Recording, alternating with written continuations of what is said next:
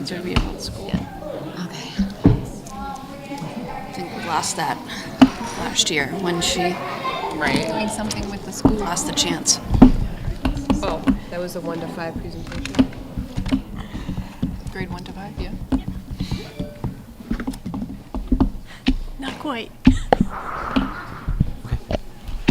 Good evening, ladies and gentlemen. I'd like to call the school committee for March 16th to order.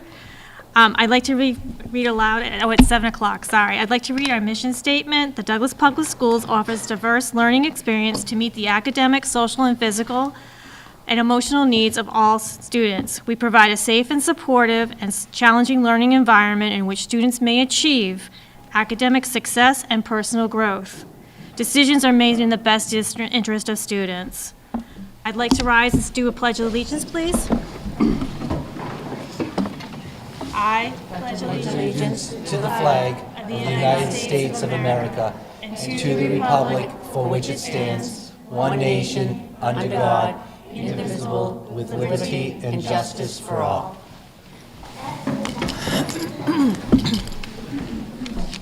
Thank you. I'd like to open it up for public comment. Is anyone here for public comment? Seeing that there is none, I'll close public comment. I'm going to do a selfish plug, though, since we have a captive audience. We have 2 school committee openings that will be taking place. The elections will take place in May, but to get your nomination paperwork is due Tuesday to Town Hall. Thank you. Can I do a selfish plug? Absolutely. So there is a recent graduate of this school, my son, and his team right now, Bryant, where he went to college, is actually playing in the March Madness right now as we speak. So pretty cool. Awesome. Very cool. So we have no old business, right, Dr. Vera, to go over? We do not. So we're going to open it up to new business, but before we get to the superintendent's report, I'd like to move the Douglas Middle School 8th grade out-of-state field trip to Canopy Lake. If the individuals could come up and talk to us, we'd greatly appreciate it.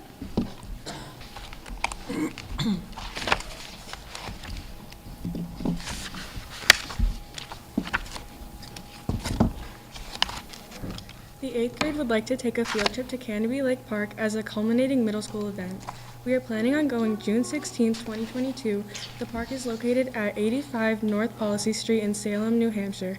It will take approximately 1 hour and 15 minutes to get there by bus. We will be leaving from Douglas Middle School at 7:30 a.m. and returning at 4:15 p.m. All students will be required to ride to Canopy and back on the buses provided. Parents will be picking up their children at 4:15 from Douglas Middle School. We will be reserving 2 coach buses from FTI Coach as soon as this trip is approved. Tickets will be ordered as soon as this trip is approved, and the final ticket number will be finalized upon arrival. The cost for the amenity to this park will be approximately $25 per person. The total cost of the buses is $1,175. There are additional funds available for any student with financial hardship. The cost per child will not exceed $40. The student-to-chaperone ratio will be approximately 1:10 We will be meeting with all chaperones prior to the trip to explain their responsibilities the day of the field trip. The students will check in with their chaperones every 2 hours at a certain located place. A nurse will be located at this spot throughout the day. Anyone on the committee have any questions? Just a question for the district. Since a nurse will be provided, is that going to be a substitute nurse? Are we going to have somebody fill in the building? Is it going to be a substitute nurse that's going? Okay. Do we have somebody secured already? Yes. Okay, great. Thank you. That's all I have. And I was just curious, the chaperones, are they parents or teachers? Teachers, okay. And Mrs. Keegan says she wants to go. We had a big discussion about it today. She's very excited. I just know that in the past, parents have been chaperones because I was one. Me too. I was just curious about the 1 to 10. They do have both. tradition. It's teachers and parents if they'd like to volunteer for it, so. Any other? I'd be looking for a motion. Move to approve the middle school 8th grade out-of-state field trip to Canopy Lake Park in Salem, New Hampshire on Thursday, June 16th, 2022. Second. Motion made by Lisa, second by Becky. All those in favor? Aye. Aye. Thank you so much. Have a Thanks. wonderful Have time. fun. Thank you.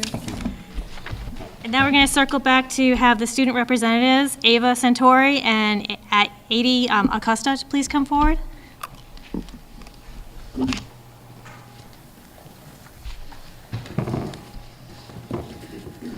Good evening. My name is Ava Sartori, and I am here with Adriana Acosta. We are both student council members from the middle school. We have been busy the last 2 months at the middle school. February went by fast, with school vacation as a nice break for everyone. The afternoon before break, we had a school-wide activity.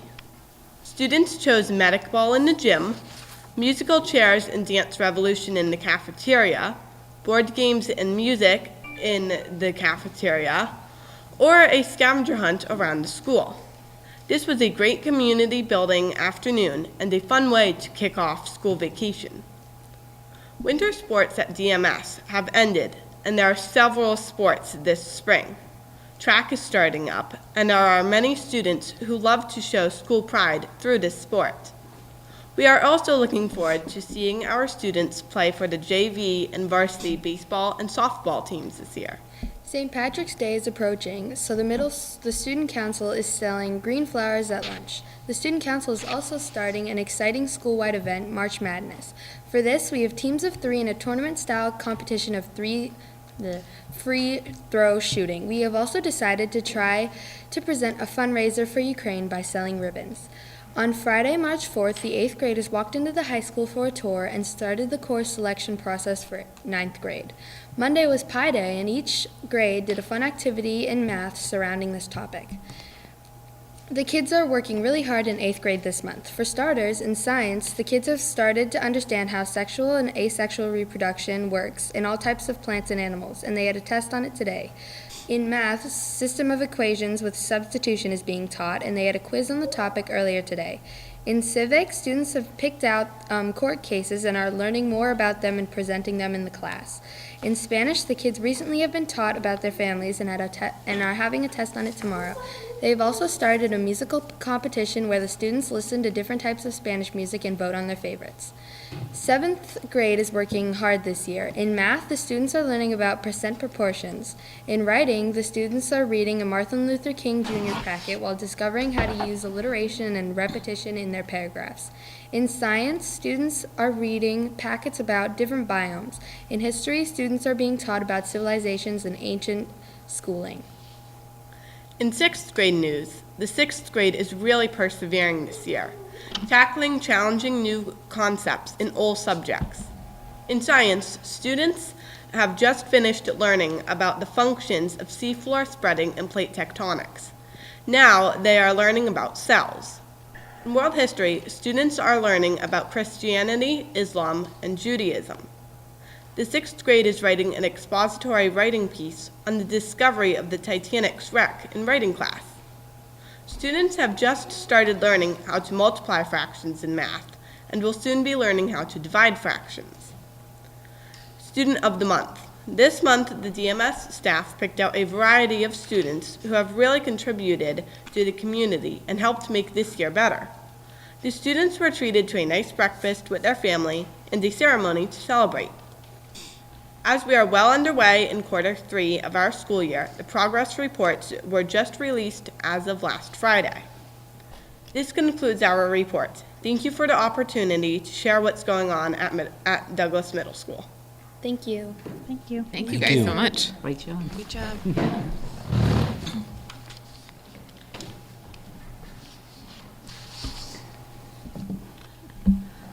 Now for the superintendent's report, please. All right. You've heard Ms. Sosha and Mr. Bell talk about this great program that we have with our first graders and our fifth graders doing a connection. I thought it'd be good, you've heard a lot about it, but we haven't heard from the kids who are actually doing it. So I thought this would be a good opportunity to bring up some of our first and fifth graders and share with the committee and anyone who's watching a little bit about this great program that we've had since September. So I'll turn it over to Mr. Bell, Ms. Sosha, and our first and fifth grade guests.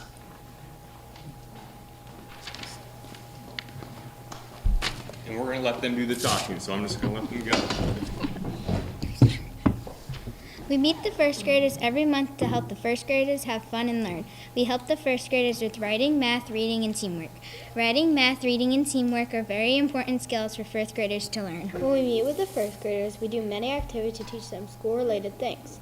The fifth graders help the first graders with adding and subtracting, reading comprehension, problem solving, writing organization, and communication. For math, we did a card game to help them with math skills. For writing, we wrote letters for Valentine's Day and Christmas. We did the snowman activity. When we did the snowman activity, the snowman would keep falling over, so we need to problem solve and come up with a plan. For reading, we read them books and showed the first graders the pictures to help them understand. The fifth graders had to use teamwork to pass the book to the next person to read. When the fifth graders met the first graders, everybody enjoyed meeting new people. The fifth graders like to see what the first graders are learning when they see them every month. We enjoy watching the first graders work as a team. Encouraging the first graders to work hard and try your best is something the fifth graders do. Overall, meeting with the first graders has been an amazing experience for everyone. When each grade meets, they enjoy collaborating with each other and working as a team. When we first met the first graders, we knew that this would be a great opportunity. Nice job. Good job, you guys. Yes. And kudos to Mr. Bell. Thank you. Mr. Bell, do we have a slide deck? We do. I think Mr. Calvert's working on it. Okay. Do you have pictures? So now we get the first grader side of the story and see if it actually The holds real up. side of the story, All right. yes. It's hard to hear, right? We had a hard time hearing the fifth graders. So big voice, all right? All right, Millie, you're gonna go first. You need a big voice. My name is Millie Deegan. I am 7 years old. My teacher is Mrs. Lancaster. I like when the fifth graders made the snowman with me. I can't wait to have a picnic with them. Thank you for letting me have fun. My name is Julian Butstofka. I'm 7 years old. My teacher is Mrs. Murphy. I liked when the fifth graders made cards with us. I can't wait to get a tour of their school. My name is Aubrey Doyen. I am 6 years old. My teacher is Miss Matchett. I like when the fifth graders made the snowman with me. I can't wait to have a picnic with them. My name is Bladen Longchamps. I am 6 years old. My teacher is Miss Matchett. I like when the fifth graders played math games with me. I can't wait to get a tour of the school. It will be so much fun. Awesome job.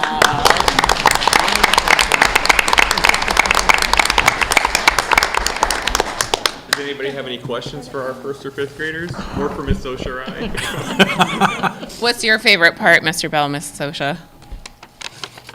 They're always happy. They get on the floor, they're playing together, they're smiling. They can't get enough of it. So I like seeing the smiles on their faces. I like working with Miss Sosha too, so that's good. It's been an awesome experience. They look forward to it every single month. They don't know what's coming up. The teachers have also taken turns, so 1 month it's the first grade team that plans it, the next month it's the fifth grade team of teachers. So it's been great on all ends, students and teachers. And as we get going into the spring here, the March one is going to be where the first graders come do recess with the elementary kids on the elementary playground, and we teach them kind of the rules. And so we're going to start doing some transitional things to get ready for next year as they come into the elementary school. So we're excited about that too. We're doing lunch at some point also. So That's awesome. Step-up day, a tour of the building is what they're looking forward to. Well, the 8 of you made, this is like the nicest part of any meeting I think that we've had, at least in the past 3 years. So the 8 of you made it super awesome. That was great reading. Yes. I mean, good job to the fifth graders reading too, but like for you four, that was amazing reading. Good job. Thank you so much for coming.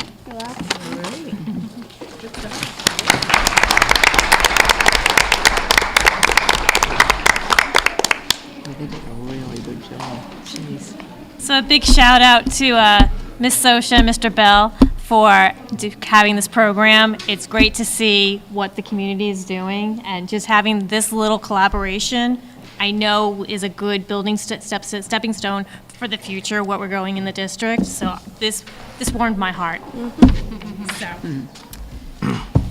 As fun as my COVID-19 update is, I will not be offended if people leave. All the student If you presenters. want to stay, please stay.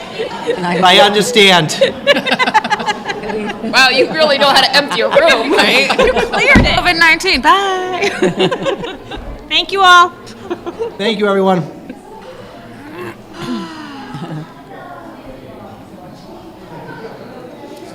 All you had to do was mention COVID and you empty out a room.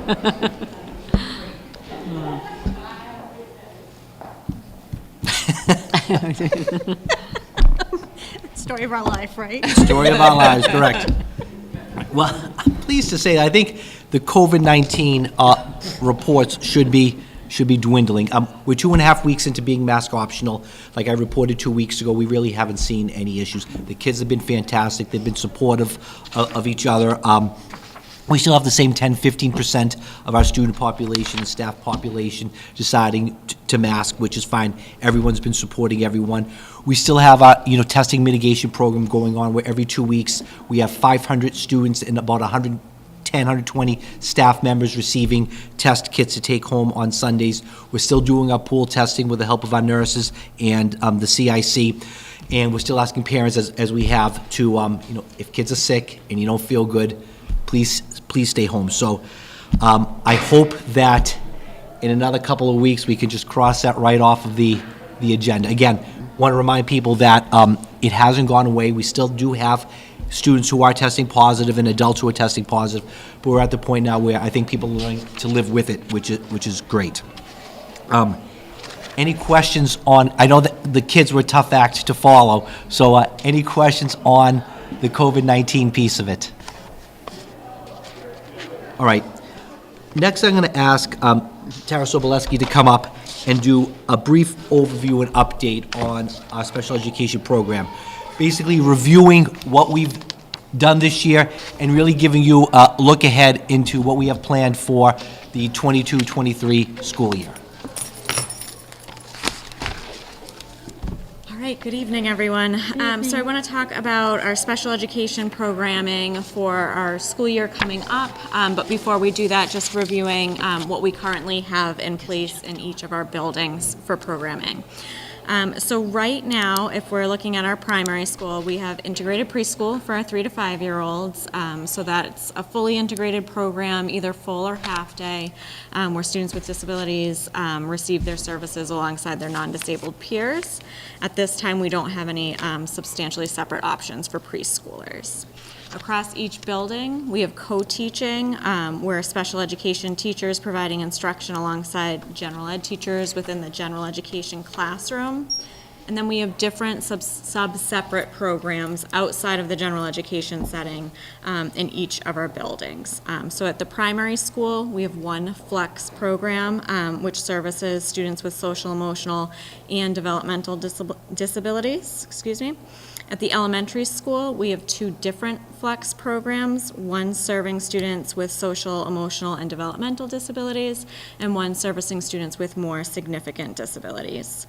The elementary school also has an academic center that was developed essentially to meet the needs of language-based learning disability students. The great thing about co-teaching is it reduces the time that students need to receive services outside of the general education setting. So at this point, that academic center is really servicing more of like the overflow, if you will, of pull-out services for students who are receiving the majority of their services within the general education classroom, as opposed to being in that classroom all day. The middle school, still co-teaching at each level. Each grade has, you can go back, John. That's okay. Right there, you're good. Each grade has a special educator assigned to it that supports the inclusion and co-teaching services, and then some pull out C-grid services, but the majority of those C-grid services or services outside of the gen ed setting are delivered by the teachers in our flex program or our academic center.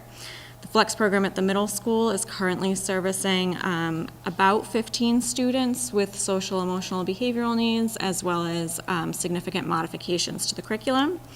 then the academic center at the middle school is servicing students with significant modification needs outside of the gen ed setting. The high school, we also have 2 flex programs, mostly focusing on students with social, emotional, behavioral needs that can't be met within the classroom or significant modifications. And then we have a Stars and Stripes program. So I know we call Stars for our younger students at the high school being the 9th through 12th graders, and our Stripes students being the students who are receiving services in the 18 to 22-year-old range. Right now, they are receiving their services together within one classroom with one teacher, and we've been able to do that because we filed waivers because they do exceed the 48-month age restriction for classes. So just moving forward to next year. Go ahead, John. Moving forward to next year, the question I get asked a lot is, what is the difference between flex, academic center, versus what the special education teachers assigned to each grade level provide, which is a great question. At this point, it kind of ebbs and flows of what's happening at each building just because of the size of our population, that, you know, one year is going to look a little different to the next based on the student population. And students might experience going from the primary school where they're receiving services from a flex program to when they go to the elementary school, they might be slated for an academic center program, where in the middle school, that population is serviced by a flex program. So we spent a lot of time talking about what are our flex programs. We know that one of the biggest parts of the programming for flex is that it's flexible, hence the name.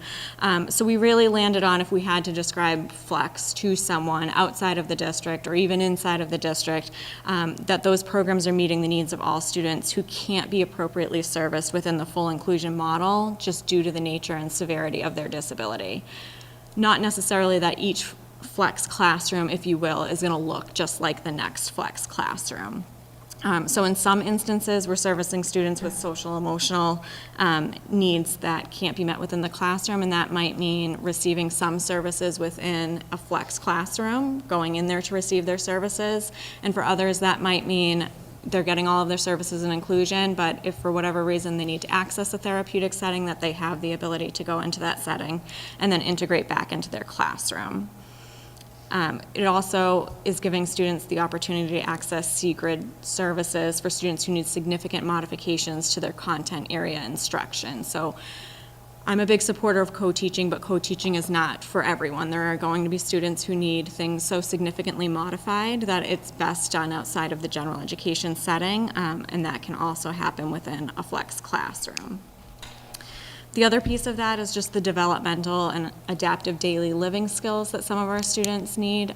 So just getting that direct instruction outside of the general ed classroom for the majority of their day, because that's essentially what they need, what's most important to their educational programming at this point. So we're starting to think or shift the thinking to the flex program, if you will, as classroom by classroom, as opposed to every flex program looks the same, so that we accommodate for the bubble grades, the differences in student profiles as they're coming up through grades. When, you know, you have a big bubble of students with a certain profile in 5th grade and they move to 6th grade, that now changes your programming, what's left at the elementary school. So looking forward to next year, at the primary school, no real changes there in their population. The integrated preschool program we'll revisit at another time. Ms. Sosha's still working on enrollment for next year. Right now in the K&1 program, there in the inclusion setting, we have one teacher servicing both grades, and she's providing the in-classroom support as well as some pull-out services for students, but the majority of the students are fully included. We have one flex classroom there, and that's run by a severe special educator servicing 3 students at the moment, and we have no anticipated changes in that model for next year.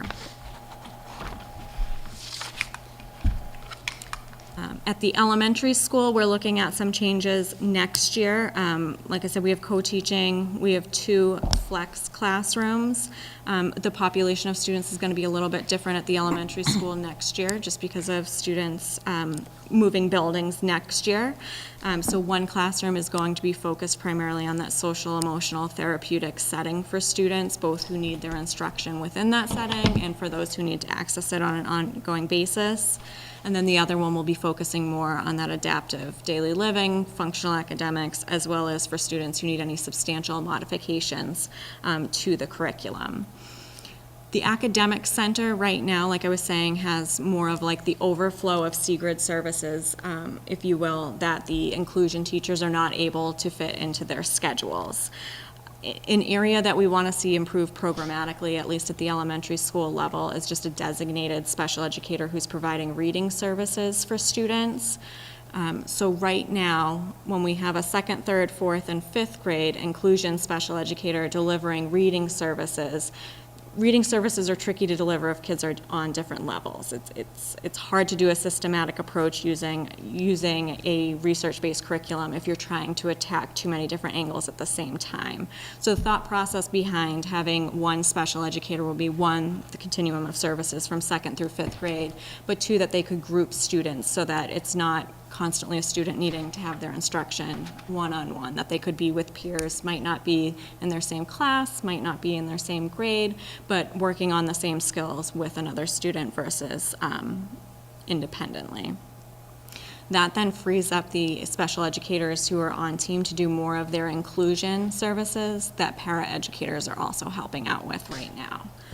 So that would be the model that we would be looking towards next year. Any questions on the elementary school before I move on? Let me just ask quickly. Yeah. The reading specialist should be and would be separate from Title I, yeah? Correct. Yep, so it wouldn't be a reading specialist, it would be a special education teacher who's just going to be dedicated to that reading service. Yes, good question. So think of Title I as your Tier 2 supports, and the reading teacher, the special education reading teacher would be your Tier 3 supports. All right. So at the middle school, we'll be looking to divide some of our Flex Center programming. Right now, Ms. Alcott does a really nice job. She's working very hard. She's servicing a large number of students with both social, emotional needs and academic needs, which are difficult to meet at the same time if students need to be out of the general education setting for a significant amount of time. So what we would be looking to do is to split the population that she has next year, with one teacher focusing on the social, emotional, behavioral, therapeutic component, and another teacher really focusing on those C-grid academic services that students need. So if they need an ELA class outside of the general education setting, that they could access a flex program for that. With student needs coming up, we do have a need for a severe special education program at the middle school next year, which we didn't have the need for this year. With the academic center students this year, if you will, not needing that academic center next year, we would be looking for that severe special education teacher to take the severe special education students coming up. That wouldn't be called academic center anymore, though. That would be called flex. So to summarize that, because that was a lot of moving parts, so still a special educator at each grade level, 6th, 7th, and 8th, and then 3 separate flex programs at the middle school. And no academic? No academic center. Okay. And we're So students confident that receiving services from that academic center also are receiving supports within the general education setting. So they would receive their services either from the special education teacher on team when they're in the inclusion setting, or from that flex program that's servicing the C-grid academic component. Okay, thank you. Yep. Any other questions on middle school? Okay, thank you. All right, so for high school, right now we have co-teachers in 9th, 10th, 11th, and 12th grade. No plans to change that model there. Right now we have 2 flex programs, not looking for any substantive changes there, with the exception of one of those programs is going to be focusing primarily on the social, emotional, behavioral piece that they are this year, and the other one will be more significantly modified curriculum, like C-grade classes next year. The bigger change at the high school is looking to split that Stars and Stripes program so that students in 9th through 12th grade are getting their instruction from a teacher with a severe special education license within one program, but then that the postgraduate students have access to a special education teacher and still have access to more pre-vocational opportunities, more community outings within their programming, and then reducing our need for the waiver for the age span. This might be something that we have to revisit in the future if the cohort sizes change. Right now, that seems like a sustainable model, just knowing who the students are currently receiving services and who are in the middle school as well. Is receiving the waiver complicated, expensive? It's not complicated, it's not expensive, but it's not meant to be a yearly process. Really, you're asking forgiveness in a way, like, please excuse the fact that we can't accommodate these age differences this year. Okay. A part of that waiver is what are you going to do to remedy this situation so that you don't need to apply for the waiver in the future. So is it standard in most other districts to have it separated like that? 9 through? If you have enough of a cohort, it definitely is. And I would say when you're thinking of postgraduate programs, if you think of it this way, you want to be spending the majority of your time out in the community, right? Getting your pre-vocational opportunities there, going to the grocery store, like doing all of those activities, which are why you're still in school. Yeah. Which in 9th, 10th, and 11th and 12th grade, if you're in a severe special education classroom, we still have functional academics that we need to be focusing on within the school setting. Okay. I just ask because, I mean, I don't know a lot about it, but I get the impression that it's a very beloved program. So I think that, I think there'll be some. Not that anything's going away, but just having the two separate teachers and two separate areas, not that students can't access components of either classroom, but just having that extra person so that. Will there be opportunities for those students to still like collaborate with each other? Because I think that's like part of it. Yeah, I think that's something that we need to work on in general. We've been having a lot of conversations about, and I caught myself honestly saying it at one point during this presentation tonight, even though it's a huge pet peeve of mine. I said an academic center student. We've got to work on that. This is a flex student, a star student, a stripe student, like they're Douglas students. Yeah. They go and they access whatever program it is with a focus on the services. So we've talked about, there are students receiving services at the high school right now in a flex classroom who need some transitional services. There's no reason that if we're offering those in a STARS classroom, that student couldn't access that as well. So not even that students serviced by STARS or Stripes, can be interacting. I think we need to start looking at a little bit more fluidity between programs in general. Okay.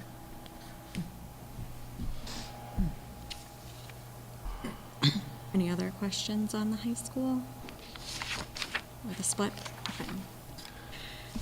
As far as staffing impacts due to these changes from the DTA standpoint, we're looking at some internal changes for sure. So Ms. Sabicki has done an excellent job as our team chair this year. She is going to be returning to a teaching position next year at the high school. She's going to take an existing position at the high school, which then bumps a teacher from the high school.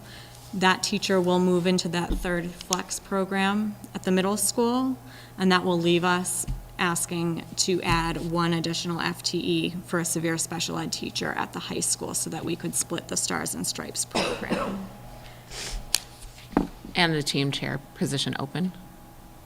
Yes. I'm gonna, right. I the team- should get to that. Sorry. No problem. All right, getting No, ahead that's of- okay. And then going to, that's a great question, right? So then not even addressing that team chair position.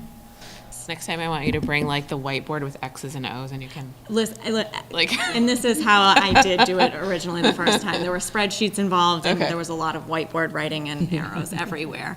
Right now, I want us to just think about the way that we're structuring our special education department just from a leadership standpoint. So right now, we have our director of special education and then we have two other positions that are servicing more of the team chair roles. So we have a special education coordinator At this point, the model is similar to previous years. She's chairing all meetings from early intervention, so the students who are receiving services under 3 years old who are turning 3, so those kiddos all the way up through 5th grade. And then we have a team chair serving as the team chair, from grades 6 through post-grad. The difference between their two roles essentially is that the coordinator is an administrator where the team chair is a DTA member. So the additional responsibilities that the special education coordinator have essentially is a lot more supervision and evaluation. What I would like for people to consider as an option for next year would be moving that team chair position into a second special education coordinator position. Right now, when they're acting in the team chair role, they show up to the IEP meetings as what's called the district designee. So every time you run an IEP meeting, there needs to be a district designee. Essentially, that means the person who the special education director has designated their authority to. So that person goes to the IEP meetings with the authority to make any decision about a student's programming. They also are responsible for monitoring compliance, which sounds like it would be an easy job even as a DTA member. It's really hard to enforce compliance regulations even if you're acting as the designee of an administrator when you're not an administrator. So that's an incredibly challenging position for one DTA member to have to ask another DTA member, I need that by tomorrow, don't forget, and to give some of those directives. The other piece is just increased compliance monitoring would be helpful to have, and with a DTA member in that team chair position, it limits the hours that they're available to work. They have the DTA calendar versus being a 12-month position. They can't take on any of those supervision and evaluation pieces. So we would be looking to change that. So I don't want to get us too off topic here, and I don't know if you know the answers to all of this, but that the way that it's structured right now is not, in my memory, not the way that we had it structured when we first added the team chair. And I know everything was kind of haywire because Laura was out for a long time. Neely was drowning, and the amount of work needed to be done, and then COVID hit. Mm-hmm. But essentially, the way that that I recall it happening was that Laura basically was servicing the whole district in that evaluative capacity.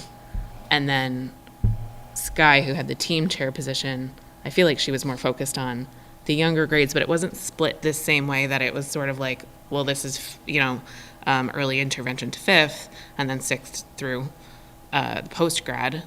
It was the team chair was underneath so what happened, or why was that not working?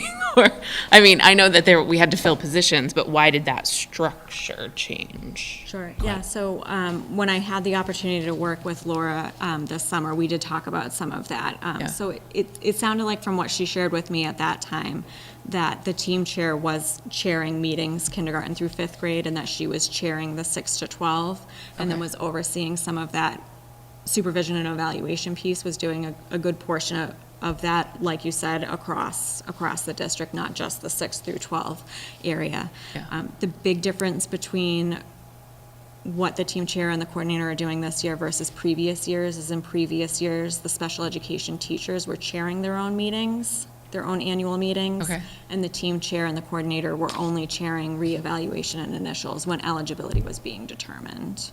And that's not a good thing? We can't continue with that? So you could continue with that. There's a couple of things with that. So that means every special education teacher shows up to the meeting as the district's designee, making the programmatic financial decisions at the meetings. Okay. It's a lot of responsibility to put on a teacher who also has a full-time teaching it's also a lot of time away from students that they're servicing. Yeah. I think it's also hard to monitor for consistency as well. It's hard to monitor for consistency, for sure. I think when you have two people chairing meetings, typically what you end up with in the end is you can tell when something's come from the same district or not. when you have 7 people in just one building chairing Right. different meetings, you can't even tell that it came from the same building, let alone the same district, just because people are doing things to their training, essentially. Okay. And it's not possible to keep up with their training and meet with them as regularly as you can for two team chairs, excuse me. So in our surrounding districts, I don't know of any of our surrounding districts that have teachers chairing their own meetings. Okay. Team chairs are typically chairing the meetings. So, again, the new structure, or the going forward or next year structure proposal would be Director of Student Support Services, and then what's the next one? 2 admins, right? Yep, 2 coordinators. 2 coordinators. Yeah. And they would be split up by grades? That would make sense to me. If they're both the same role, then that would make sense to me, yeah. Because then you're supporting buildings. And no team chairs? And no team chairs. Okay. Because the coordinators would be chairing Okay. the meetings. Thank you. Sorry, I know that's a lot of questions. No, that's It's okay, just that's okay. And that important is stuff. different than some of our surrounding districts. The majority of our surrounding districts, just for full transparency's sake, have a special education director, and then it's down to team chairs. I don't mean down to team chairs, but then the step below is the team chairs who's chairing all of the meetings, so no administrators below them. Is there anything that a team chair does that we are missing out on by having it be not a team chair, not a So PTA someone member? still has to act in the role of a team chair. It's confusing because we're using 2 different names. Yeah. So I would look at it as either a DTA member or an administrator. You're not missing out on anything by having it be an administrator versus a DTA member. Okay. Someone still has to chair the meetings, though. And I would strongly recommend that we continue with 2 people chairing the meetings versus teachers chairing their own. Okay. It's also, there's a lot of clerical pieces. I think it sounds a lot easier than it is to schedule your meetings, get the invitations out on time, make sure you have all of your documentation. On top of a full teaching load, it's a lot of No, work. it doesn't sound easy. If anybody's received that paperwork before, it's not easy. Nope. I'm reading through it, I'm like, what does this box say? And then, yeah, Well, no, and, it's and not. it's, good point, it's a lot of like check boxes, Yeah. right, on top of a teaching load. Even teachers who were hesitant at the beginning of the year, or not even the beginning, I think we were October, November-ish when we started talking about them not having to chair their own annuals. Some were hesitant because that's what they were used to doing. It's a part of, what their position was. Like, I can't tell you how many times people have come into Sarah's office, and oh, thank God, thank you so much for, taking that off so I can spend more time with the kids and I'm not missing so many services. So overall, I see that as a positive. Okay. Thank you. Yeah, no problem. Any other questions on that piece? All right, so now we can talk about how we're going to fund these changes. So we're looking at the reallocation of resources for what we have right now. So we're not talking about any staff that are currently employed as a para or an ABA at this moment, having their positions eliminated. We do have vacant positions that we haven't been able to fill for a large portion of this year. Right now, we still have 4 para positions and 1 ABA position across the district. We would be looking to eliminate those positions for the next year to add the severe special education teacher at the high school, and then to cover a portion of the coordinator position, replacing the team chair position. So go ahead. So are we sort of absorbing any excess cost? Like, is it evening out, or? So is that a part of your budget next, or? It's not, so either you or Courtney can take that if you. Sure, absolutely. So it's not going to even out. There's going to be, I would imagine, there's going to be It's going to be more expensive. about $30,000 that will need to be. Delta. And in the, if you don't mind my interjecting, and in the budget that I have for you this evening for FY23, the changes that Tara has enumerated have been incorporated in the budget. Are we expecting that we are going to be able to cover services in IEPs with that shift? We are, with the addition of the teacher at the high school Yeah. with the third flex program at the middle school Yeah. and having that reading teacher at the elementary school. Okay. We're really reducing the need for paraprofessionals supporting the inclusion services because we're freeing up more of the special educators who are servicing on team, those Okay. co-teaching sections. Okay. So really what that's gonna look like is instead of those teachers doing so many pull-out services in addition to the co-teaching, that they'll Yeah. have increased co-teaching. Okay.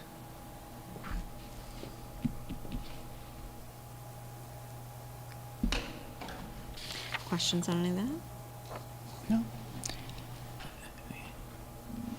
I mean, I can see the value added in terms of stability and strength of special ed programming across the whole district in this. So, like, when we're talking about spending more money, you know, that's the question. You know, what's the value that we're getting out of this increased cost?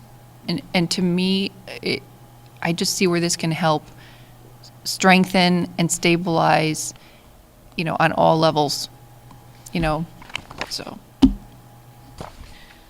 Those are my initial impressions from hearing this. I think, you know, I just want to add, it's a lot of,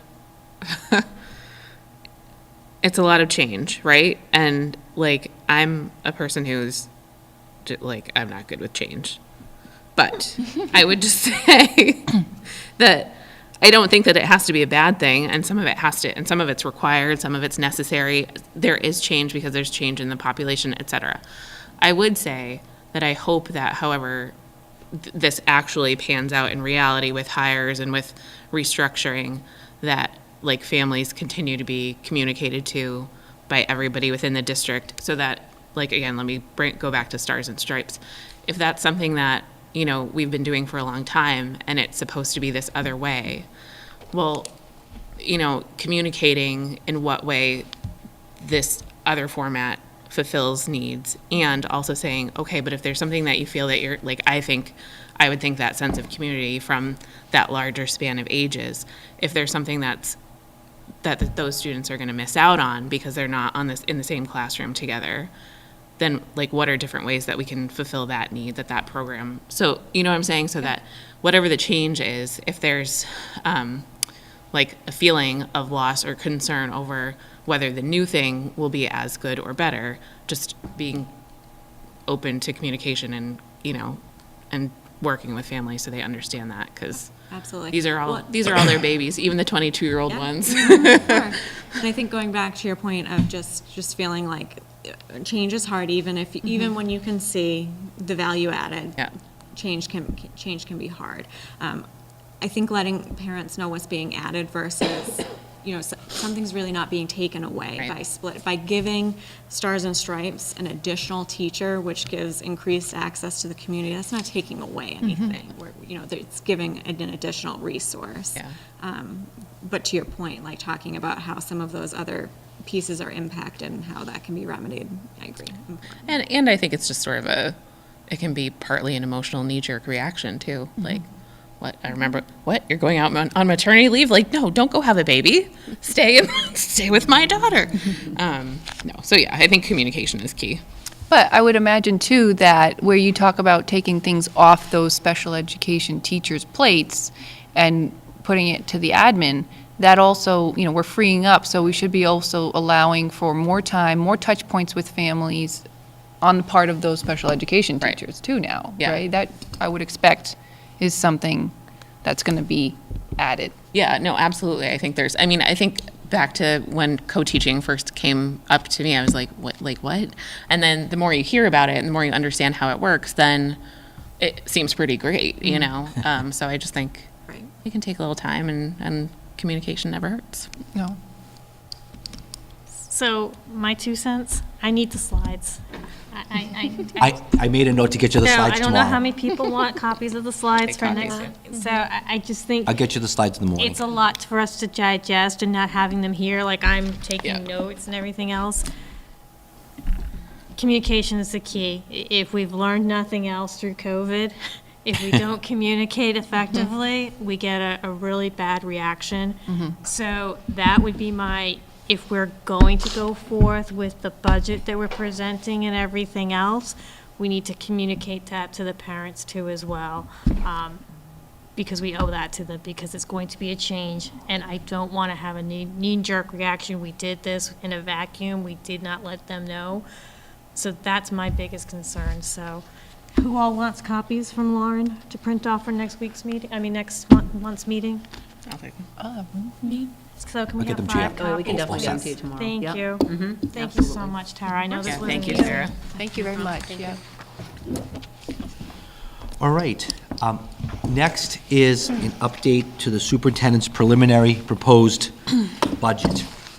On the second slide, as we do in school committee meetings and as I did last week, is our mission statement and the importance of making sure that we offer that experience, both academically, social, physical, and emotional needs of all students. We want to do that in a safe, supportive, and challenging learning environment so that our kids achieve that academic success and personal growth that they're so deserve. On the next slide, again, just to remind people, our goal is to provide, at minimum, a level service budget for the FY23 fiscal year. So we want to make sure, at minimum, we're providing the same level of services this year, next year, as we did this year. On to the next slide is a budget summary as of 3/16. So I'll go through this, and I left the March 2nd numbers up there just for you to see where we were and where we've progressed to. So bring you down to the fourth line where it says FY23 total preliminary proposed budget. On March 2nd, we were at $17.97 million. As of today, we're at $17.81 million. So we were able to go through, look at our line items, and do some additional reductions. Those will be highlighted in the next slide.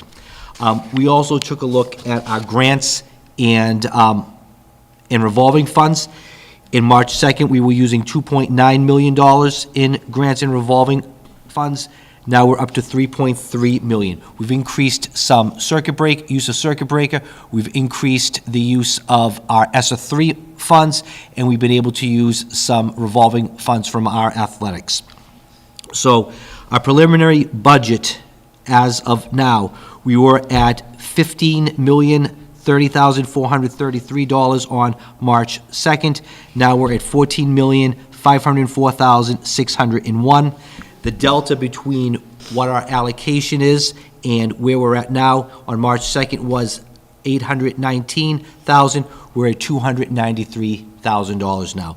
So the percent increase over our FY22 appropriation, we were at 7.35%. We're now at 3.6%. So we've been able in the past week to go through, do a further line item analysis, and look at our grants to be able to lower that number.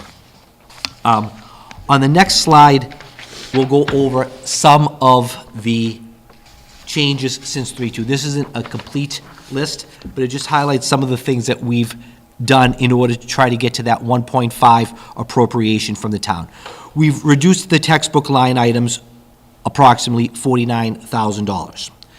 We had iPads in the FY23 budget. We removed $31,000 of iPads for the primary school, and we actually used a grant we had this year to purchase those iPads.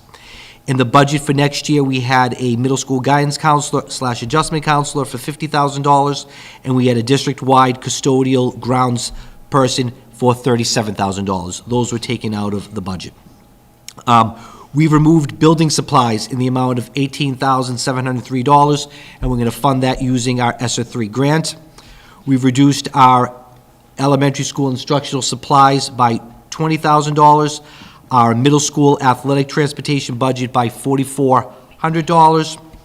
We're going to use our ESSA 3 grant to support Title I staff and the funding of staff to $164,000. Courtney went through and looked at our salary master to see, with people moving all the time, could we do additional, what changes were there? That came to about $109,000. As I said earlier, we've increased our use of circuit breaker funds about $150,000, and our use of athletic revolving $35,000. So those are the bulk of the changes and the bulk of the things that we've done from the 2nd of February to now to get us closer to that 1.5% allocation.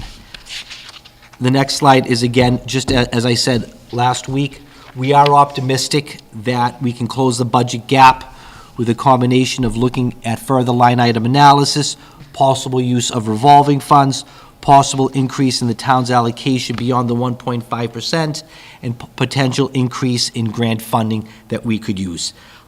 Things are changing, things are evolving, things are moving, and within the next upcoming months, especially after town meeting in early May, we should be able to have a much clearer picture on the FY23 budget. So just wanted to provide everyone with an update and a lot of work that happened between the 2nd and the 16th, especially from Courtney, in order to be able to do this. I want to go back and highlight and just talk a little bit about some of those changes. These are things that we need, but we also have the reality of coming to that 1.5% above our town allocation. So the task that we had was, how can we don't want to reduce or eliminate staff. We want to make sure we keep our staff here because they're doing a great service for our kids. We also want to make sure that we're not removing or reducing or having a significant impact on what's happening with kids. So we try to find that balance and that blend of looking at the budget, looking at our line items to minimize the impact on students. And this is what we came up with. It was a lot of work on Courtney's part, a lot of discussion that we had, but we are at the 3.6%, and we still have the additional $293,000 to get down to the 1.5% allocation from the town. Questions? So those staff members that you had originally thought we could add, when do you think that we could revisit that? Like in the summer? So we have a public hearing on, I get my dates, I'm sorry. April 6th. We have a public hearing on April 6th, and we have our annual town meeting on May 2nd. Once we know what happens at our annual town meeting, we're going to have to revisit the budget. Redo the entire budget, pretty much, yeah. We're going to have to redo everything. Yeah. Yeah, they do. Okay. Yeah. And certainly, and everything is up for, it'll be all redone. And just keep in mind, too, that incorporated in here are the changes that Tara enumerated as well, which is good. And again, I want to remind everyone that approximately 85% of our budget is salaries. So when you're struggling, because we really want, the stability, ever since 2018, the biggest thing with me, and, the override help with that, but it's hard to keep pace with the 1.5%, is we need stability in keeping our staff, keeping our programs, so what's left is such a very small amount for supplies. It really is a very small amount. But I feel very good about, the work we've done to get to the point that we're at now. And we'll just take it one step at a time. But to further answer your question as well, Monique, is that in the past, and I know most of you have heard me say this a million times, aside from the town meeting aspect of it as well, when we do close the year out, we see exactly what we have for balances in the revolving funds, in grants, in things of that nature, carryover from general fund, et cetera. And so in the past, I know it's not the ideal time to look for staff, so again, but we won't be because we are maintaining our staff, but it certainly is the ideal time that if we can incorporate, if we can come to the school committee, say we would like to use more school choice or whatever, then we could certainly do the purchase order once approved during the summertime and have it available for our students when they return in September. Well, I don't have control over delivery issues and in a normal world. So we will be doing that as well. And we close the books as fast as we can here. Both my office and Jean's, we work very closely together to try to do as quickly as we can. So there's still a realm of possibility for school year 22-23 for There's still a realm of possibility, correct. Absolutely. One day at a time, like all of us do these days, one day at a time. And we will get there. One thing, for instance, for athletics, and I want to be optimistic, but one thing we do for all of our athletic teams, we budget for 2 postseason games. That's for transportation and officials. We don't know what's going to happen with our baseball and softball team in the postseason. We've budgeted for those games. Now, if they don't make the postseason, that's additional funds that are left in the budget that we can then reallocate. Now, if we're being optimistic, which is great, they go deep into the playoffs, and then we might have to dip into our accounts because we have to fund more than 2 postseason games. But that's what happens between now and the end of the year. A lot of ebbs and flows. I mean, even when you think about it, even the weather, how much oil you have to purchase over the winter time. We even had snow in March, and that's very close to the end of the year. So we just wait until the end of the year. We have exact right to the penny balances reconciled, and we take a look then. And I bring all of that to the school committee, all of the balances, do a report on everything, and then between myself and the superintendent, and then with all of you on the school committee, we'll make some decisions from there. So the DPS iPads are purchased with the grant? Correct. Yes. So it was in the FY23 budget. Yep. Yeah. We took it out of the budget to so this is where what we've had to do the past couple of days. We had to take the $31,000 out of the FY23 budget to lower that line 4, FY23 total preliminary budget from 7.9 million to 17.8 million.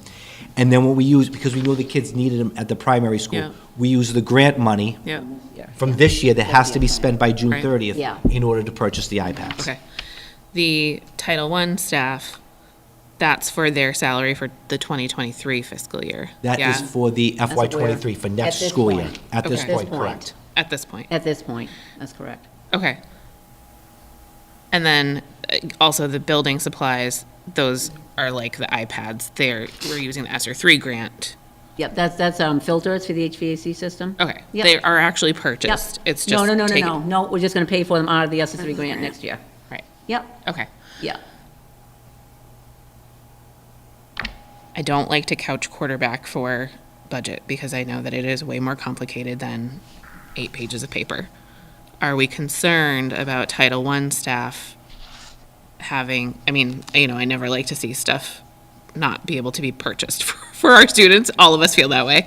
Are we concerned that the Title I staff salaries are coming out of the ESSER 3 grant and the use of circuit breaker? If I look at the last, the 3 out of the 4 last ones there, those are the ones that make me flinch a little bit about the longevity.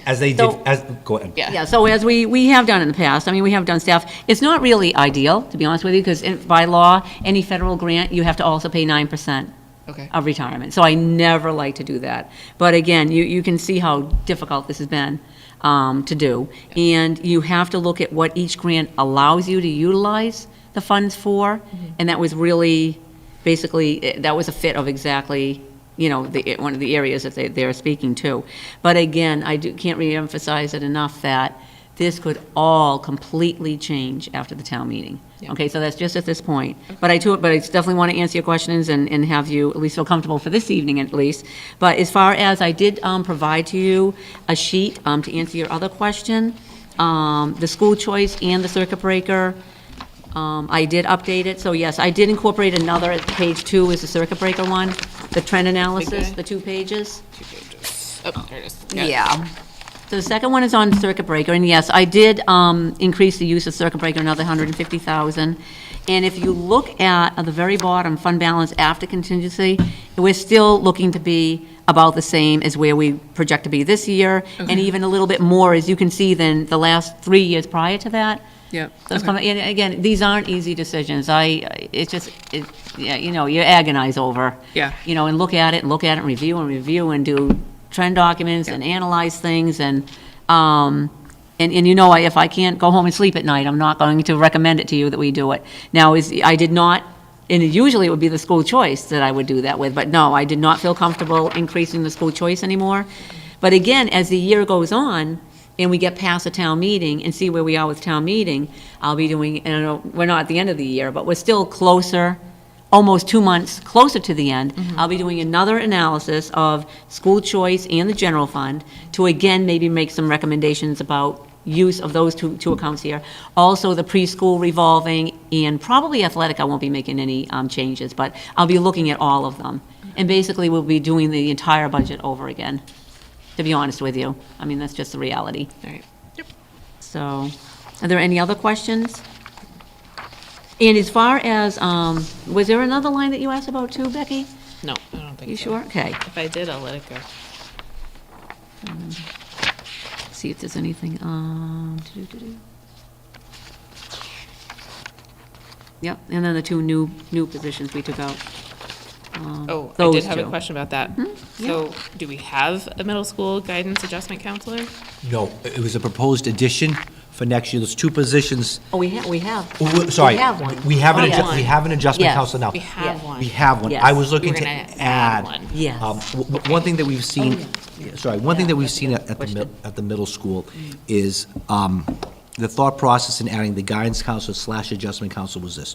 One, I want to be able to start that academic planning for grade 6 students, to start build that academic plan from grade 6 to grade 12. A guidance counselor could help support that, using Naviance and just having kids see what opportunities are here Right. in the district. The second thing is, right now, our adjustment counselor is seeing everything from my boyfriend's mad at me to I saw on Snapchat my kids went to a party to some severe issues. She's overwhelmed with the caseload. The guidance counselor / adjustment counselor, this new position would have allowed for that tier 1 intervention of kids coming down, and would allow for our current adjustment counselor, Kayla, to be able to work with our tier 2 and our tier 3 supports for our at-risk kids. There's a lot of stuff going on in the middle school, so that position was going to serve those two roles, was to meet the social emotional needs that we've seen a tremendous spike in the middle school, but also start that 6 through 12 career planning and academic planning to keep kids in district. Right. Okay. Now, it doesn't mean that, again, when we do go to revisit the budget, these are not, we haven't forgotten about any of these things. So they're It's all not delineated. That's the key. It's not binding. And what will, Yes. in talking about next steps, we do have our public hearing set for April 6th. Then we do have our town meeting on May 2nd.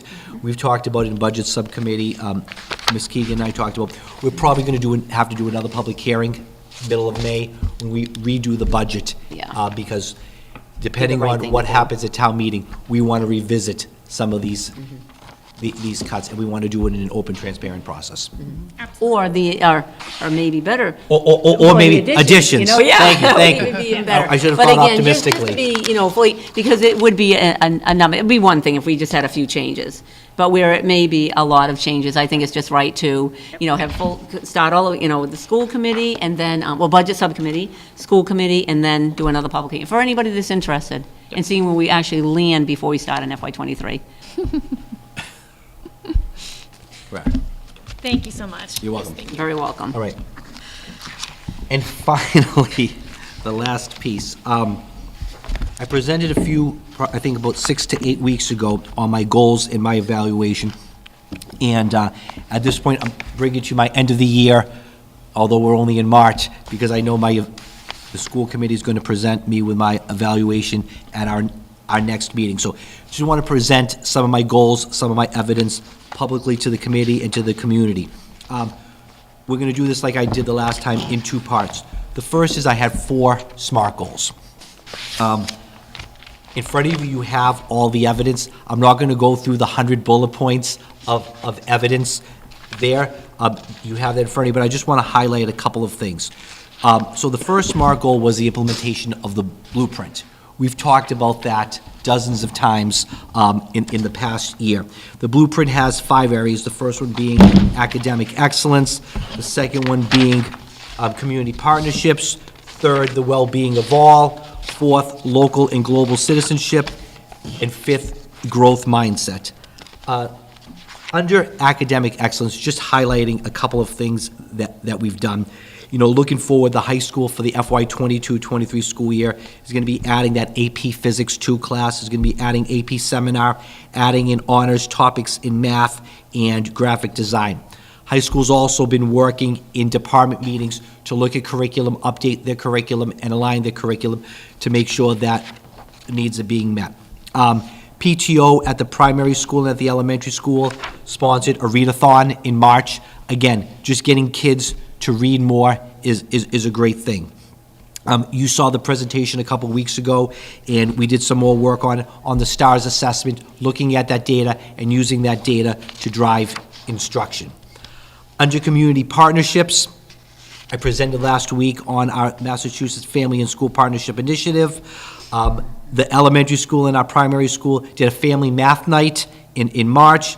Primary and elementary school is also doing a reading literacy night in April. So again, just some things to focus on the academic excellence. The well-being of all has been so important. We have a middle school, we have an elementary school enrichment program. Our middle school enrichment program just is starting to take off. We have 8 courses that teachers have signed up to do, so we're going to be able to offer that after-school enrichment program to our middle school kids. DA's office presented back in October on school safety. High school and middle school both do Student of the Month things, recognition events for families and for students. Our primary school does a social thinking curriculum with Tracy Purvis. And last month at the middle school, we had a suicide prevention expert come in and talk to staff. Under local and global citizenship, we partnered with KW Diversity as a leadership team to look at how we can support diversity in school, promote equity and inclusivity for all. We heard a little bit about what our 1st and 5th graders did in terms of that local and global citizenship. We have the Step Up Day, which is awesome. We've done a lot of stuff with food pantries. A lot of our senior projects focus in on that school service piece. And finally, under growth mindset. If you remember back at the beginning of the year, our elementary school did some goal setting. We had Jesse Green, the machine, come in and present to elementary and middle school kids about the importance of work ethic and resiliency. So again, a lot of things we did to highlight the blueprint. The second standard is under instructional leadership, and it really was prioritizing those classroom observations and having principals and district leaders get into class and look for those 3 things: student engagement, fostering a safe learning environment, and purposeful instruction. As I said, we watched videos on it, we calibrated, we've done learning walks together with principals, so we really want principals in there providing feedback to staff. The third goal is environment, and that's around the well-being of all. I highlighted that earlier. And then the last goal was under family and community engagement. Talked a little bit about that in the blueprint, and again, I presented last week on it about the family engagement. I'm working on finalizing a survey to send out to families just to get some feedback from them as to how they want to engage with us so we can begin to write a mission statement. So that's the goal part of it. The next piece is the rubric that's used to evaluate all administrators. There are 4 standards, and what we decided at the beginning of the year was under each standard to also include an indicator. So under Standard 1, Instructional Leadership, the indicator is Instructional Leadership. Under Management and Operations, it's Environment. Under Family and Community Engagement, it's Shared Responsibility Indicator. And under Standard 4, Professional Culture, Managing Conflict Indicator. I shared with you my Google Drive and all the folders. We have about 15 to 20 pieces of evidence for each of these standards. I didn't want to flood you with too much. I figured 15 to 20 for each standard should be enough. I just want to spend a few minutes here highlighting 3 or 4 things in each of the standards. So under instructional leadership, the instructional indicator talks about student engagement, quality and effort of work, and meeting the diverse needs of kids. Some great things we've done, like I said, the blueprint has a heavy focus on that. We talked about our learning walks and being visible inside classrooms and focusing in on those 3 areas. We've partnered with the literacy specialist to work with our pre-K grade 5 teachers really focused in on interactive read aloud and small group instruction. And I mentioned last week a partnership that we've joined in with Nichols College. Under management and operations, it's environment, and that speaks to plans, procedures, routines, operation systems, social and emotional well-being, student health and safety. Find it interesting they lumped social emotional well-being with how you run your lunches and your cafeteria and your bells, but they did. Under evidence, principals have been able, and we give principals the autonomy to run their buildings and put those plans and procedures in place. We saw it in COVID. We've adapted, we've tweaked, we've adjusted, we've pivoted. We've gone from hybrid to half days to full days to masking to no masking, and they've done that phenomenally. We have regularly scheduled safety meetings with members of the admin team, facilities director, police, fire, and building inspector. As a result of those meetings, we've had some Alice drills. Our fire department came in and did professional development for staff. We've updated our safety protocols. We found an online platform where we can host a lot of our safety protocols. We have staff members wearing ID badges. We did the recharge weekends to work with staff and with students on their mental health, be able to recharge over the weekends. And this month, I met for the first time with a group of middle school kids and high school kids for about 45 minutes just to get their feedback on how things are going. And they were brutally honest. It was awesome. It was awesome. I'm going to do it once a month. Josh and Bob are setting it up for me just to meet with kids once a month, 2 from each grade. And once I led with, if you were Mr. Romano for a week, what would you do differently? And they just started talking. Did the same thing at the middle school. They just started talking. So they offered some great insight for us that I met with the principals just to say, hey, here's what the kids' perspective on what's happening. And I'll say this, they were spot on with everything. They didn't miss a beat. It was awesome. Under family and community engagement, the sharing responsibility indicator, student support and family supports. And again, this is getting redundant because we've already talked a lot about it. The blueprint addresses a lot of that. Our school improvement plans at the beginning of the year addressed a lot of it. And the piece with the family and school partnership initiative addressed it. And then finally, under professional culture, we did the managing conflict indicator, response to disagreement, conflict resolution, and consensus building. We meet as a leadership team twice a month, where that's an opportunity for principals to bring up issues to me, and we brainstorm and work collaboratively on it. Principals once a week send me a report highlighting any things they want to bring to my attention. Principals meet on a regular basis with building reps to talk about issues. I meet once a month formally with the DTA and informally probably 2 to 3 times a month to address issues. And as issues come up, we address them. Are we perfect? No. Do we always make everyone happy? No. Can we always say yes? I wish we could, but we can't. But as issues come up, we address them to the best of our ability. I know that was quick. It's also late. You have a copy of all the evidence. If you need clarification on it, if it doesn't make sense, please let me know. What I did next to the evidence, I tried to put in parentheses which part of the indicators they correspond to. Some of the stuff I did in September, and it was fresh in my head, and I wrote it, and it made sense to me. When I looked at it before I handed it in, it still made sense to me. It may not make sense to you. If it doesn't, let me know. If you need further clarification or if you need additional evidence, I have it. I just tried to keep it to about 15 pieces per standard. First, I just want to say this is really great to see. It looks like there's a lot of energy. There's a lot of people working very hard. So that is very encouraging to me. As a school committee member, but as a parent with kids in the district too. So kudos on that. And just to piggyback off that, this was a team effort. This isn't just me. Courtney participated, Tara, the principals, assistant principals, deans, facilities, police helped out with this, fire helped out with this, our building inspector helped out with meeting some of these goals and doing some of these things. We started go to ID badges because it's fresh in my head. We went to ID badges, and one of the issues that we had was everyone takes their ID picture back in September. Well, if you didn't take your picture or you were absent that day, or you didn't like the way your picture came out, we didn't want to have to go all year without wearing IDs. So the fire department was there, and the assistant chief said, hey, we just purchased an ID maker. It was relatively short money. It works awesome. We'll send you the specs. They sent us the specs. Courtney ordered it. John set it up. And then we were able to make IDs for staff. So this wasn't just me. Fire department pitched in on that initiative. Courtney pitched in. John pitched in. So Villeman did the. Scott did the. Yeah, Scott ID. loved doing the pitches. Yeah, the ID thing. So it was really, this is a team effort. Yeah, that's great.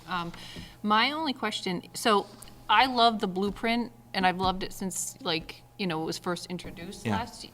when we were first talking about this. I don't think, that was pre-school committee for me, but just in reading the SMART goal number 1 and how it translates to the goals, I was just following that was just a little bit challenging. So I'm wondering, if there's a way that we can integrate the goals, the blueprint into the goals where, standard 1 is instructional leadership, and then we see the blueprint items, and what of those blueprint items pertains to the instructional leadership, and then go to the next one.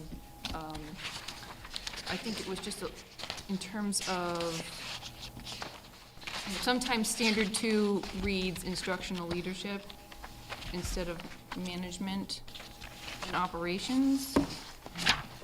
So I wanted to include, we spent a lot of time last year on the blueprint. We formed committees, we worked on it. We spent a lot of time as a leadership team this year, and I felt it important to include it as one of my goals. It may not align perfectly with everything that's in the rubric, but I felt it important to include it in there because it was a big part of the work that we did, and it is the direction that we're moving in. There are several parts of that do fit into the professional practice goals, the student learning goals, and the district improvement goals. And you can take many parts of that blueprint, and it does fit into the professional practice goal, the student learning goal, and the district improvement goals. Yep, yeah, I see That's that. sort of how I took it, was just like, we can look at the blueprint and the examples of things that happened under the blueprint to be like, okay, well, what in there reinforces the professional culture, or that sort of thing. And the fact that it is literally addressed as a goal in the blueprint.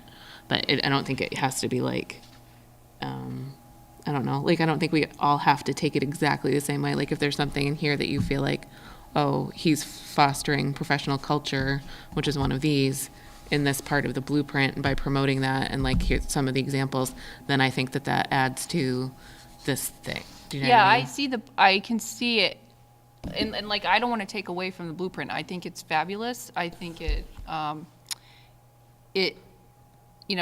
love how it's organized. I think in just what we've learned about the evaluation process, how can we fit it together so that it's easy to read, it's clear to anybody who reads it that, here, this is what we've done, so that there's, no question when somebody is like, okay, well, what have we done regarding instructional leadership? Boom, it's there, these are the pieces. I guess that's just, how can we fit it together more like puzzle pieces, I guess, is my thought. And it's not something needs an answer or even a response. It's just The tough boom. Yeah, the tough thing with instructional leadership is it's what we do every day. So it's so hard to list it. I had conversations with principals today and with Tara about instructional leadership, and it came in so many different forms. Some of it probably could have fit into the blueprint, but again, to give that evidence of, I walked into a class and I had a discussion with a teacher about, or so-and-so asked me for a resource on, or I forwarded an article to someone about. Yeah, like I said, it's not Yeah, I something know. that we need to figure out now, but just because I want anybody who reads this, because I imagine that this is available to public, this is available to parents, that, Correct. It's clear that, we are meeting, as, compared to state standards, this is this is how well we're doing, so, Well, if that makes sense. Do I It make does. sense? I just think that Okay. there's also, I don't know, I think I'm approaching it differently. Like, to me, this is actually like two documents that's stapled together, right? Yep. Yes. Like, It should there's be- the blueprint, which is stapled together, and then there's the separate part of the evaluation pieces. And some of them, and so like, you could use this, the blueprint half, as like, what do I, Becky, see in here as evidence towards how I'm going to rank this stuff? But I also don't think it has to be like, we're not all gonna see it exactly the same way, and that's okay. Like, you don't have to prove to the whole world, like, don't be a jerk about it. Don't be like unsatisfactory for something where there's clearly like a ton of things. It should be reasonable, but it's okay, I think, that we come at it from different perspectives, and that we are all looking at the same body of evidence, and like we've been to the meetings and all of that stuff. But that's part of what the comments are for too. So if we say, like, let's say for example the information, the weekly updates that we get that has the little snapshots from the principals, like that was new to you, like Mr. Maines didn't do that before you. To me, that's a very tangible added thing in terms of like organization, communication, and then where do I see that? I see that in professional culture, in management and operations, but maybe Lisa thinks of it more as the professional culture piece, and that's where she's having it influence her thing. But like, I wouldn't worry about having to prove it, because it's okay for you to feel like this is important for instructional. It's not proving, it's just the organization, so that it's easier to kind of see, like maybe the blueprint is the narrative of what everything that's been done, and maybe when in looking at the standards, like he is doing, he's pulling down all the pieces that relate to those standards. Right. But instead of like the blueprint being standard 1, what if that's just like the narrative that starts the standards? Does that make sense? Am I making sense? If you go back to, I forget what pages, but where I said standard 1 instructional leadership. Yeah. If you just, I'll read what proficient says. In order to be proficient, it says, monitors and supports principals and instructional staff through observations and feedback to ensure that instructional practices in all settings reflect high expectations regarding content and quality of effort in work, engage all students, and are personalized to accommodate diverse learning styles, needs, interests, and levels of readiness. So you read it that way, and you think a lot about instruction, but you can also think about policy and procedure. We've implemented a breakfast program, and we're now serving breakfast to kids. When kids are fed, it's easier for them to learn. That's a structure that principals create that I may not necessarily put under instructional leadership, but I might have buried in number 2, or 3, environment plans, procedures, and routines. You also talk about creating a safe, SEL. If kids aren't in a good headspace, it's tough for them to learn. So it doesn't matter what instructional practices you have. So you might be looking at some things that I have in standard 2 that help support standard 1. So let's just say, so if I'm going through and I'm evaluating this and I need to put a score in, so it says standard 2, management and operations. So I go to, or maybe I'm getting confused with SMART Goal 2, standard 1. Okay. So that is number 1. It's number 2, it's his SMART goal. Like, it should have been 2 documents, because I had to call Paul to discuss. So if you go to tab, I'm sorry to steal your thunder a little bit, but if you go to the end of the cycle summative evaluation report for the superintendent that I did, it's got the goals. I just forgot the professional culture in there as their SMART goal number 4. If you go with that, you'll be able to tie it back through. Okay, because that's my concern, is just making sure that I can accurately score this by following this. You're gonna follow his blueprint, and then as your backup documentation is what he has is in an instructional leadership where he gives more of what he has done. The evidence is in there too as well. Okay. So. And there's more in the Google Doc that you have. Correct. It's the front part will be your evidence that you'll be able to rate him on, but he has particularly in each one of the SMART goals that we're measuring him on, he has the details, but you also can pull it from the blueprint too as well. Okay, so where it says SMART Goal 1, it says Standard 1. This should have been blueprint, so. Okay.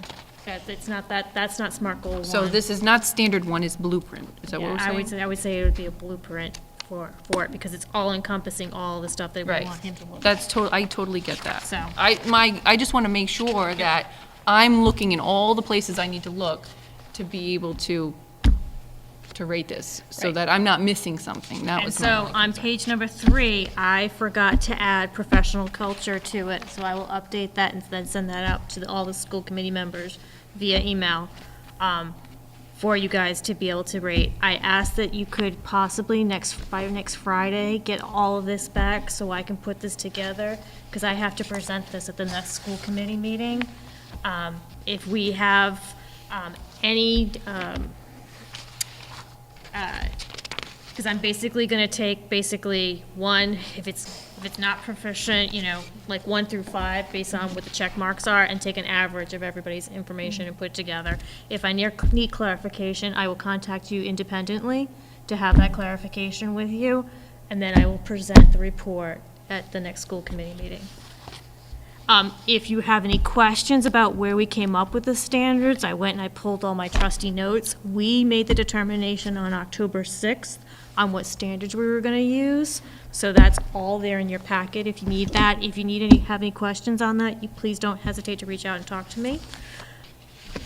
That's all I have. Anything else, Dr. Vera? That is it for my report for tonight. Thank you so much. Thank you. Moving on to the school committee, subcommittee reports. Do we have an accounts payable report? I didn't see one in there. I don't see one. I'm just making sure we didn't miss one. Okay, seeing none. Moving on to the March 2nd meeting minutes for us to review. Okay, so I must have offended Lauren, because my first name is not on the first page at the top, which is fine. I could just be Charniak. And then on the last page where we did roll call vote, I was there and I said my name too, but I'm not on the list. So if Lauren doesn't mind adding me to those two spots. Otherwise, I thought it was fine. So if Lauren can make those updates, is anyone opposed to going forth with the amendments that Becky mentioned? Is anybody else? Be looking for a motion?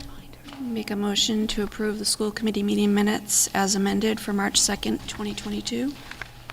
Motion made by Lisa, second by Becky. All those in favor? Aye. Next is the school choice participation vote for the 2022-2023 school year. Okay, so we're at the point of the year where the school committee has to approve school choice in order for us to be able to accept students for next year. So I'm going to walk everyone through this document in numbers. So currently we have 122 students who are enrolled in Douglas through the school choice program. In front of you, you can see the numbers ranging as low as 4 to as high as 20 in some grade levels. We met with the principals and we asked them for how many slots could they take in new school choice students, and that's what we have available for for the 22-23 school year. So you see that as low as 2 in kindergarten. In grade 3, we're high, so no students. In the middle school, with the exception of grade 6, we're at 10. And then again, Sally, because of enrollment, we can accommodate up to 40, although we'll never get 40 in each of the grade levels at the high school. So if every single student in school choice, for the available slots, we'd be able to add 219 students to our rolls. The next piece we wanted to look at was just so the school committee could take and see an impact on class size. So you have current class sizes in 21, 22, and then you have projected class sizes in 22 and 23. Just for the sake of comparison, in the past 5 years, we've been as low as 110 students for school choice and as high as 129. So although the number looks shockingly high, 219, we haven't got over 229 in the past 5 years. We're at 222 this year. So if we get it now, the 7, 8, 9, 10 kids, that would be fantastic. I don't think we're going to see 200 kids, 200 additional students apply, but that's why we're here to have the discussion. So if you look at the projected class sizes for 22-23, just to go through this, at kindergarten, we have an average class size of about 15, and we've opened it up to 2 students. In grade 1, we have an average class size of 20, and we've had opened that up for 6 additional school choice kids with 4 sections that would increase class size from 20 to 21. In grade 2, we have average class size of 18. We're looking at adding 10 students, so an additional 3 kids per classroom, which would bring it up to 21. We're not doing grade 3. In grade 4, we have an average class size of 22. 5 students would bring that up to 23. In grade 5, we have an average class size of 20. We're looking at adding 11 students. Again, that's 3 kids. That would bring it up to 23. In grade 6, 22 students. We're looking at adding 5, which would bring the class size up to 23. In grade 7, average class size of 19. Looking at adding 10 students, which would add 2.5, which would bring us up to 21. In grade 8, average class size of 19, adding 10 kids would add 2 additional, which would bring us up to 21. The high school gets really complicated when you come to average class size. You have your freshman English class, which may have an average class size of 18, but then you have your AP environmental, which might have an average class size of 4. So even within one department, with electives and classes, it fluctuates tremendously for it. So we are low. And that's the information on school choice. This will allow us to get started with the process a little bit earlier and be able to get those applications in. And again, helps us know what we have for incoming students for school choice for next year. So I asked for this extra Yep. information, and I'll cut to the chase. My eldest is in grade 5, which currently has 106 students. It says the average classroom is 26. There are 28 children in her classroom. I counted her picture, her school photo today. Okay. She has been at that range since kindergarten, 27, 28, et cetera, kids. I don't understand how we go from an average of 26 kids in a classroom, so let's say that the other 3 fifth grade classrooms are that size, to next year, if there's no additional children, and we're still saying there's 4 sections, how does the average go down, is my first question. And then my second thought on any of this is that COVID has really messed up everybody a lot. And I know that school choice in is important for our finances. It's great for a lot of families in the area who this is a better fit for. Those kids are our kids' friends. They're part of this community. But in the past, I've been like, yep, let's do it. This year, I have a huge hesitation to just say, yep, let's do it, anything here, because I want us to be 100% on the numbers, and I want us to think about what's that instruction look like, and can a teacher who has 28, let's say 3 of them are out for service, 25 students in front of them, can he or she meet all of their academic and emotional needs given how heightened they are after all the hybrid learning and everything else that everybody's been through? So I have hesitations about this. So to answer your first question, in grade 6, kids are also taking that 5th class, which is an elective. Okay. So this is the 4 classes for what core instruction would look like in English, math, science, and social studies. the other 26, 22, the other 22, 23 kids in the period would be in an elective. Okay. So we're saying that it's 5 sections in essence, not And 4. and what Bob did is he did the core classes, ELA, Math, Science, and Social Studies. And in grade 8, they have ELA, Math, Science, Social Studies, and they have the 5th class, which is which is Spanish. So he didn't include electives in the calculations. Okay. Gym classes typically are higher. Okay. So you're telling me that, like, the core classes, the average classroom size with 5 additional children will be 22? No, so right now, for next year, Yep. they're projecting the average class size to be 22. And again, that could fluctuate because you might have one class with 24, another one with 19, for a variety of reasons. If we added 5 students Yep. in grade 6, and you added 1 student per grade, Yep. per section, Yep. you'd go from 22 to 23.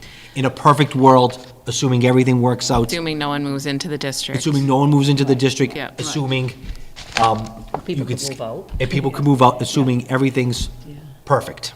You know, I have a question about that too. When you talk about, wanting to add an adjustment counselor, is it better for us to not further burden, you're saying that the current adjustment counselor is overwhelmed. So should we be thinking about that when we talk about school choice at the middle school? We can be.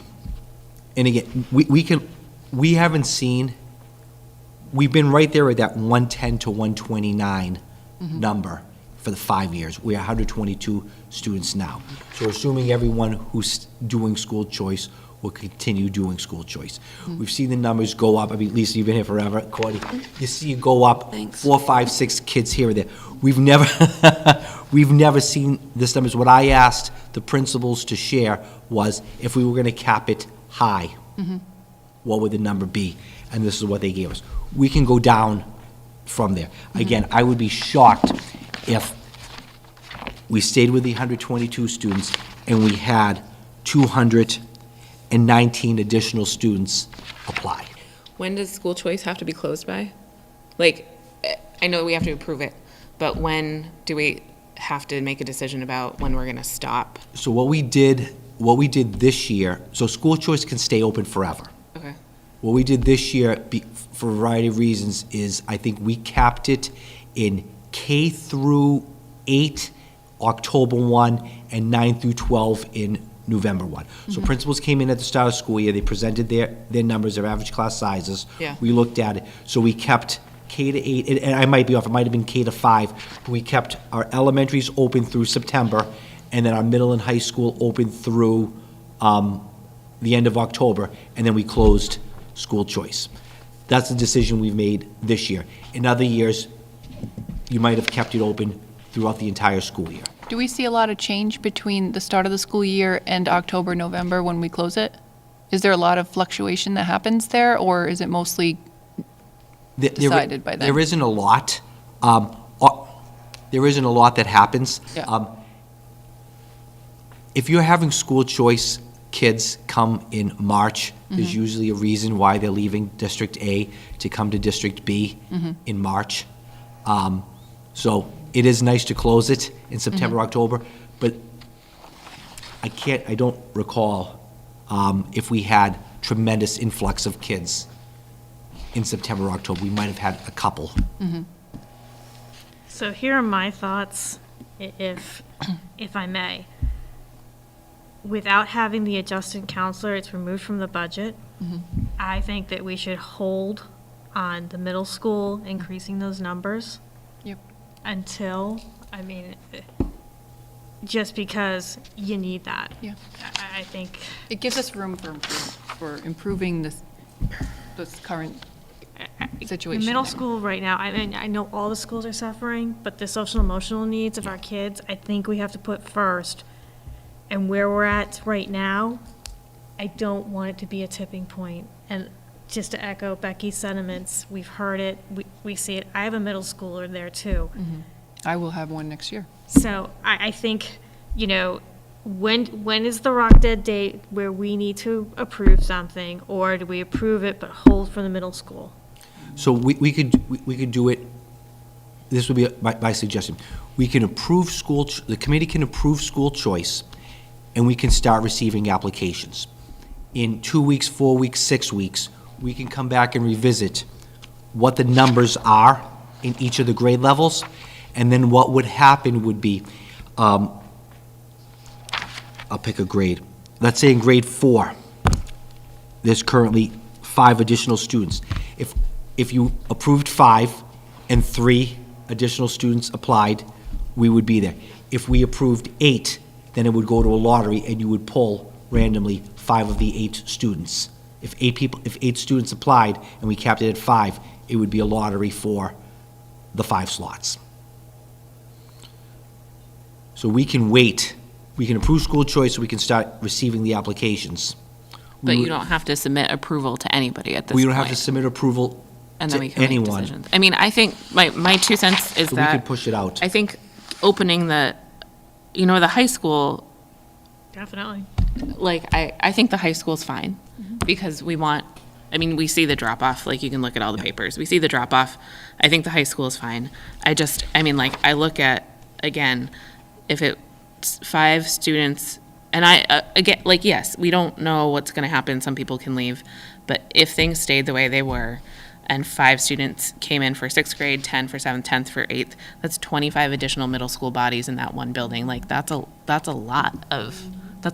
And back to my point that, like, that 5th grade that will become a 6th grade class is very large. The 7th grade class is very large too, like, for our, so we're looking at next year's middle school class is gonna be these classes of 106, 92, 92.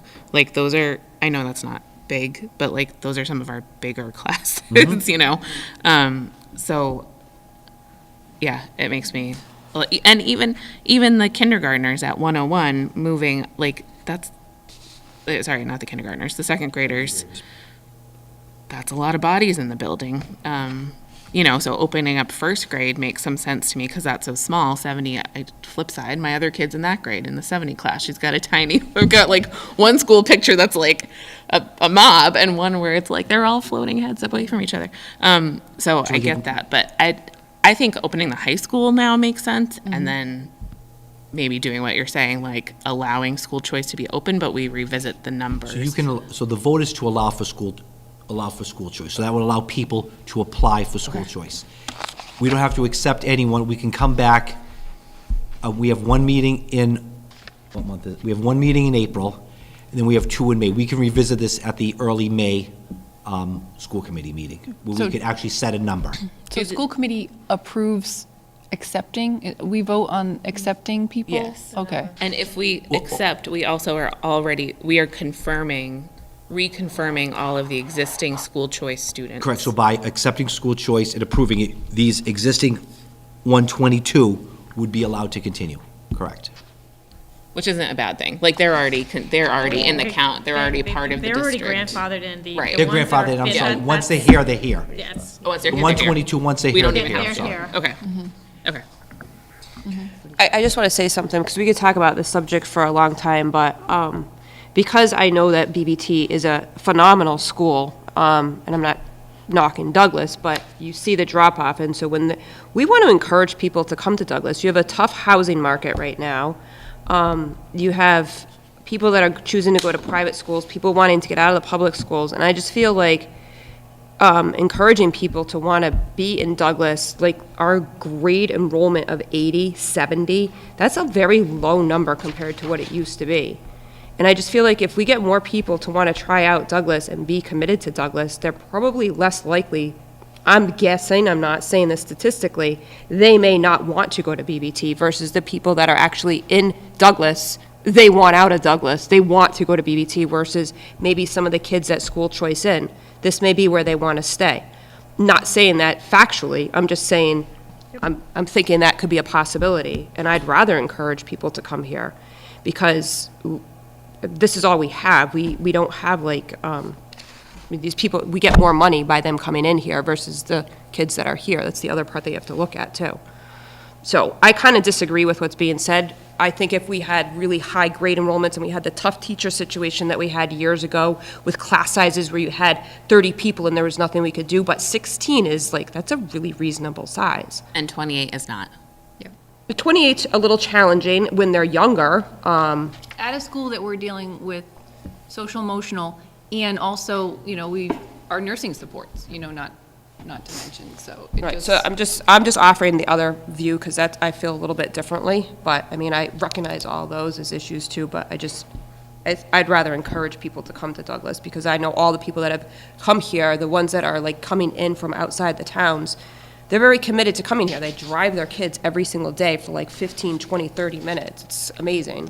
But I'd also want to be able to take care of them well if they do come to our town too. And by accepting school choice, we can still accept all the applications we want. And then in May, make a decision on the numbers per grade level. And then at that point, again, we haven't seen a scenario, we've seen that massive spike. So unless there's some huge blip, we're not going to get more applicants than we made slots available. But if that is the case, then you just go to a lottery. And I'm sorry, the other school too is Norfolk Abbey, that we really have to look at those numbers. That's number 10, 10 this year, 10 last year, 7, 6. That's way more. It's growing It's too. growing. It is way more expensive than BBT, and that impacts our budget. And that's another thing that we strongly have to consider when we're thinking about the budget and numbers and everything else too.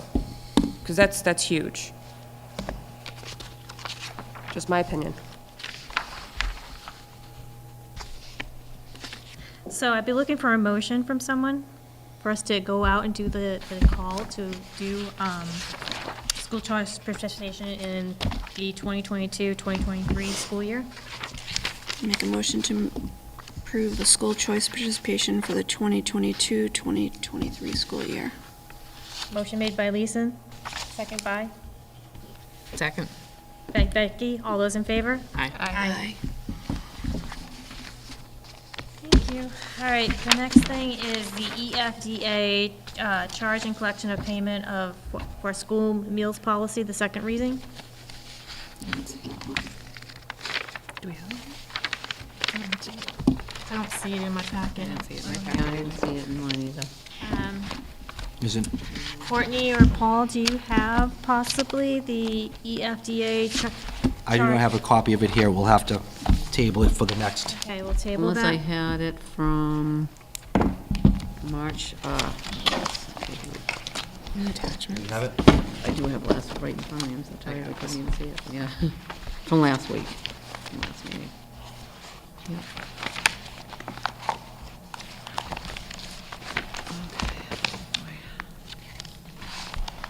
Yes, so yes, on March 2nd, we did the first reading of the policy EFDA.